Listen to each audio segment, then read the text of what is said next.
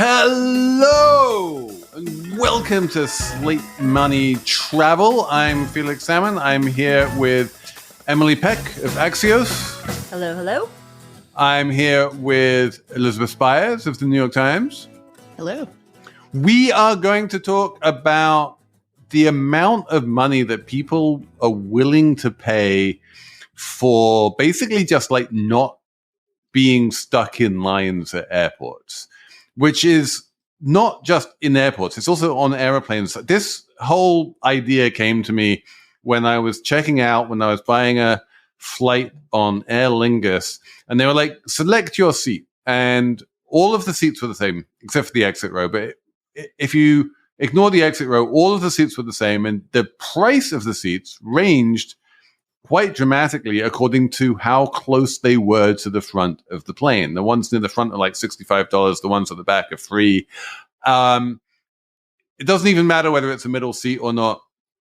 People really want to be at the front of the plane. And the reason people want to be at the front of the plane, obviously, is that they get off the plane more quickly. They don't have to stand in the aisle waiting for the people in front of them to deplane before they get to deplane. Most people will probably wind up leaving the airport at basically the same time anyway, because they're going to have to wait to get their bag. So it's not a question of like getting to their destination more quickly. It's just a question of, I want to feel like I'm moving and not just standing still. This is a variant of the idea that a lot of people would prefer to spend a little bit more time driving in a car along back roads and spend more time getting to their destination than sitting in traffic on a freeway where they just don't move at all for 10 minutes, even if their total journey is shorter. And the super interesting thing about the travel, instance of this is that it's monetized in like a bunch of different ways. Emily, I know that you have done a deep dive on Slate What's Next TBD about Clear, which basically monetizes the idea that if you don't want to stand in the TSA pre-check line, then you can stand in a clear line or no clear line, and you can run to the front of the pre-check line, which people will apparently pay like $200 a year for the privilege of not standing in the pre-check line. There's the paying for your seats. There's, all of the other sort of bits and pieces around, like in the UK for years and years, we've had this thing called Fast Pass, where airlines will allow you to sort of skip various lines if you're in first class or otherwise a favored passenger. What do we think about this sort of monetization of not standing in line? It's really complicated. With the Clear situation, it was more like it wasn't fair because this is like the government is making you go through security, and this is sort of something that's mandated and something that is for the public good, and you shouldn't be able to pay to sort of get around that. But you're not paying to get around it. You're just paying to get there more quickly. Right. Setting that aside because of how I don't remember the episode very well and didn't prepare, I think that it's kind of crazy how much people are willing to pay just to get off the plane faster. I think you're onto something where it's like, and I understand this because I did this the other day. There was traffic on the highway. I was driving my kid back from work, and there was traffic on the highway, and I'm like, let's go the long way. And the long way was definitely longer than it would have been to just sit in the traffic by like double. It was 30 minutes the long way versus probably 15 to 20 sitting in the traffic. And it was still somehow more satisfying. It's just really frustrating to sit and wait when you know you could be going. And there's never more true than when the plane has landed, yet you're not off the plane yet. It's like, you're right there. Like minutes on airplanes are not the same. Right. If you are spending a minute on an airplane that is flying at 450 miles an hour, getting you from A to B, that is and if you're like watching a movie or asleep or something, that is a short minute. Yes. If you are sitting on the tarmac waiting to take off and going nowhere, that is like a medium to long minute. If you are sitting on the tarmac after you have already arrived at your destination, but you have not yet got to the gate, that is the longest minute that humanity has ever invented. Yes. I think it's just we have all developed very low tolerance for tedious things. And I think it's all because our dopamine is totally rewired by doom scrolling and the internet. But as a result, people, that's the reason why you take the scenic route when it's a little bit longer, completely irrationally. It's less boring for you. Well, I don't think it's irrational. I think it's rational. I think it's rational, but I am interested in the way in which airlines and airports have discovered that this is a profit center for them. This is something they can monetize. It's pretty smart. I mean, do you object to it? I feel like in the example of Clear, which I don't remember. As a good neoliberal capitalist, I totally approve of this. If there's something that people are willing to pay for, then charge them for it. And that's the best way, that's the economically efficient and optimal way of allocating a scarce good, which is seats near the front of the plane or whatever. If some people value them more than other people than seats near the back of the plane, then you should charge more for those seats. Well, it's also people, considering convenience a kind of luxury. You have fast passes at Disneyland and amusement parks where you pay up to be able to cut the line at, Space Mountain or whatever. I also think that in the travel specific context, one of the things that's happening is that business class prices skew the perceived value of everything else. So if you're in economy and you're paying $300 for a plane ticket, and the person 2 rows ahead of you in business is paying $3,000 for a plane ticket, then suddenly you're like, well, at that point, paying an extra $50 to be close to the front of the plane is kind of nothing compared to the cost that it would cost me to be in business. I think it's also stress reduction. If you have a connection to make or something like that, then you do kind of want to be toward the front of the plane. There is something really horrendous sometimes about flying coach and the humiliation of being, and I've done this many times, of being in the last or second to last row of the plane, right near the bathroom and the bathroom line. It's just it takes away a little stitch of humanity, I think, from you.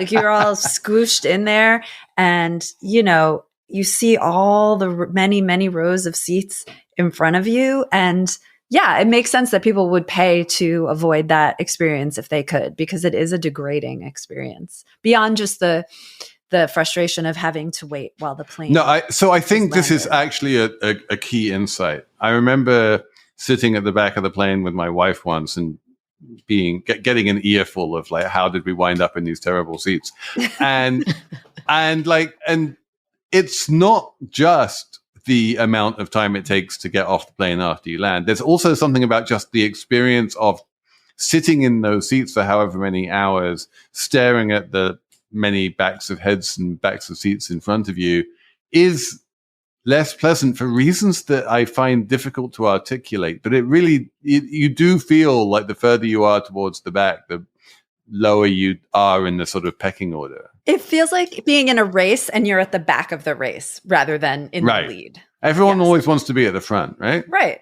That's also, they board people in first class first so that you have to take a humiliating walk through the nicer seats to get to your crappy seat, the back of the plane.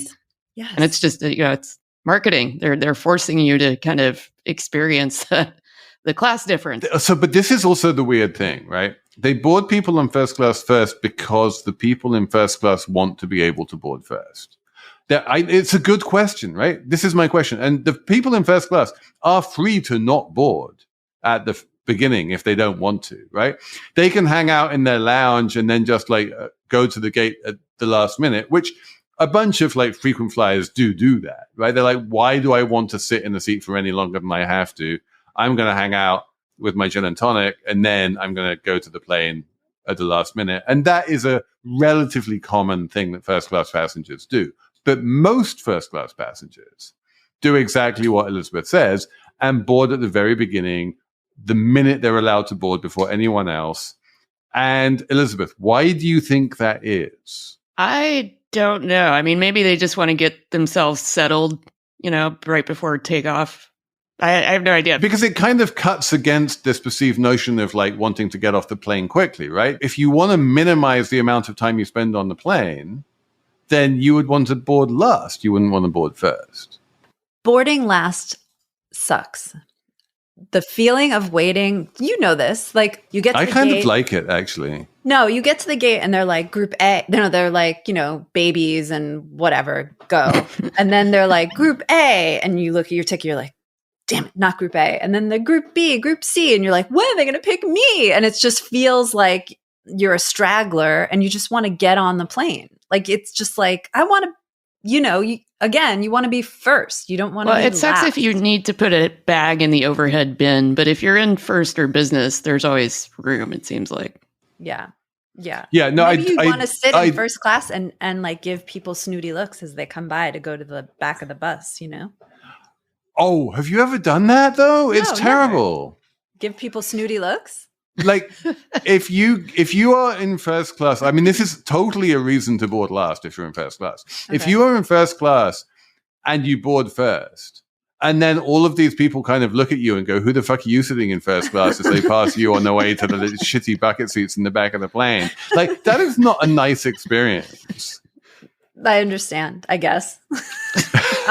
I would like to have the experience, but I understand that it may feel badly in some way because of the hate that you receive.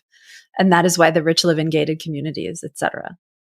This is why you should always just fly on all business class airlines.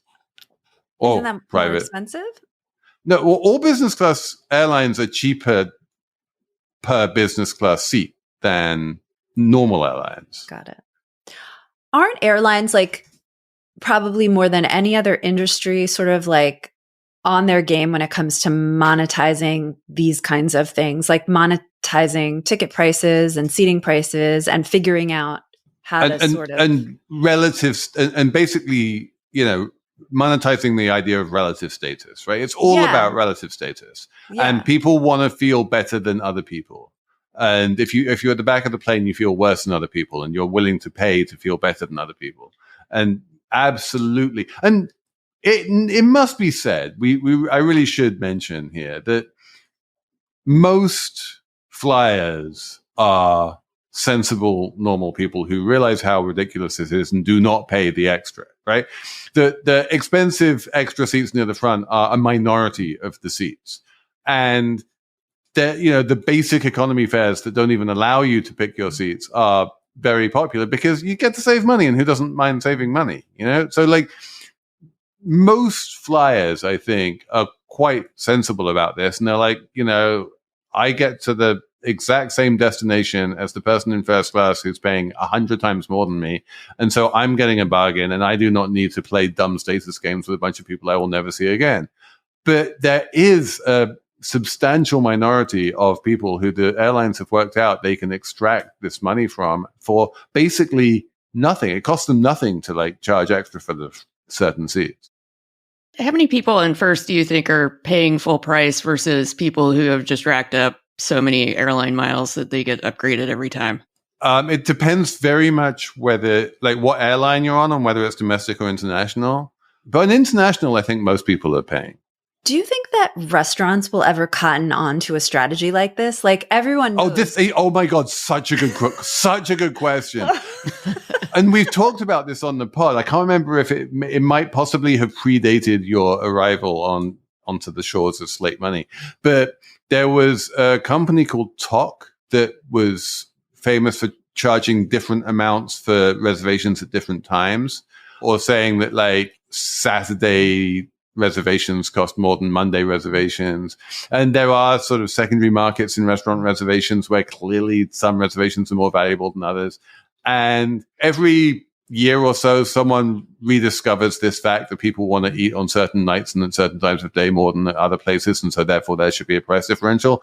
And then every year there's someone writing an article about it saying, this doesn't seem fair. And then someone else talks about blue plate specials. And like the discourse around charging different prices at different times for restaurants is a very stale discourse at this point, but it is very closely related to this question of, charging for being able to jump the line at pre-check. But I'm talking about charging more for better seats in the restaurant. Like everyone wants the booth or the corner table or whatever, or the table that's not right next to the bathroom or whatever, charge more for that. Charge more for the restaurant real estate as you charge more for the plane real estate. That's what I was because like this is standard in concerts, right? It's all about Right. which seat. A good seat can cost 10 times more than a cheap seat. So why not apply the same logic to the grill room at the Four Seasons? Yeah, exactly. Well, I think informally that probably does happen. If you have big spenders who come back and, the staff knows who they are, they allocate the best seats to those people.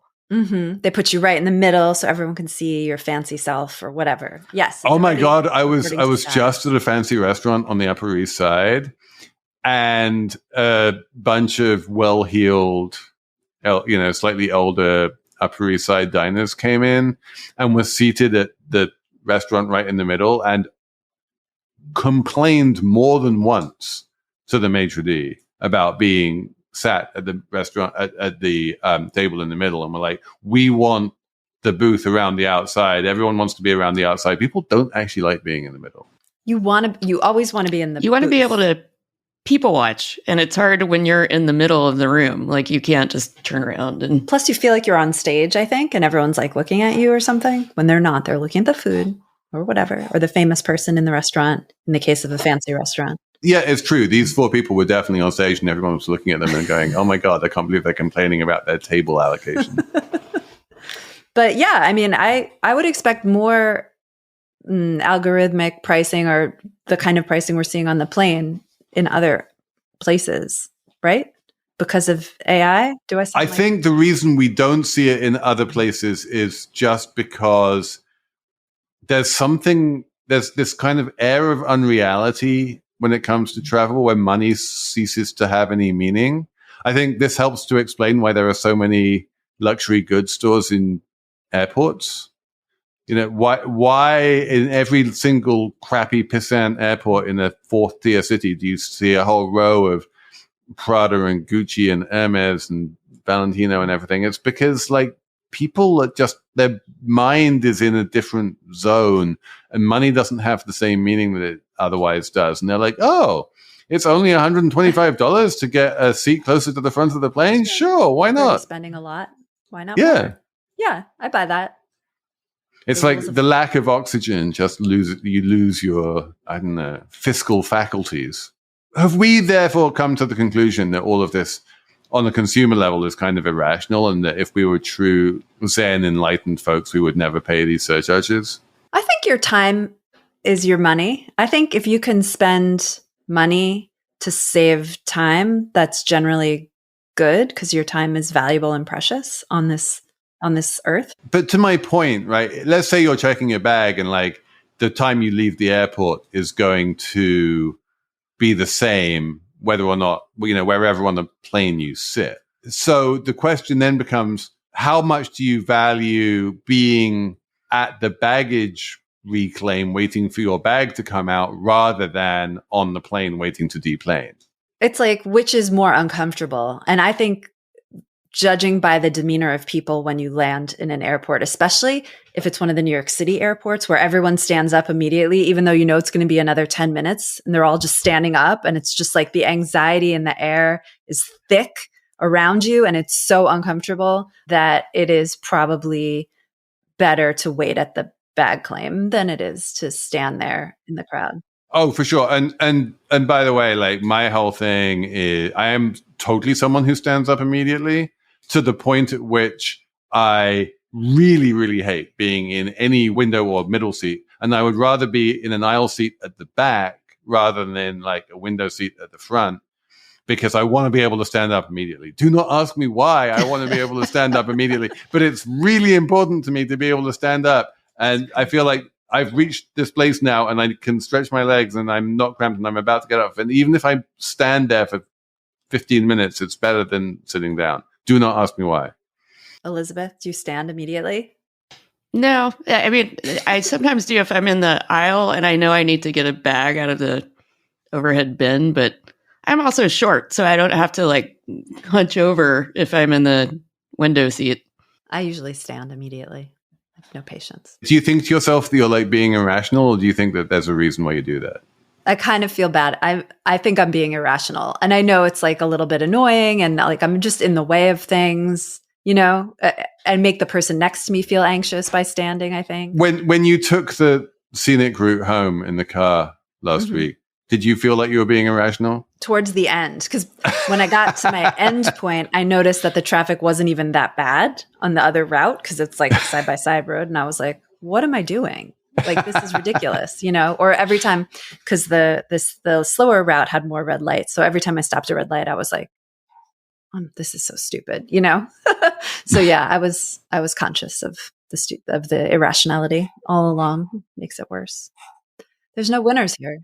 I have to say, I'm kind of proud of the airlines and the airports for being able to identify and monetize irrationality. Like, that's what capitalism is all about. That's true.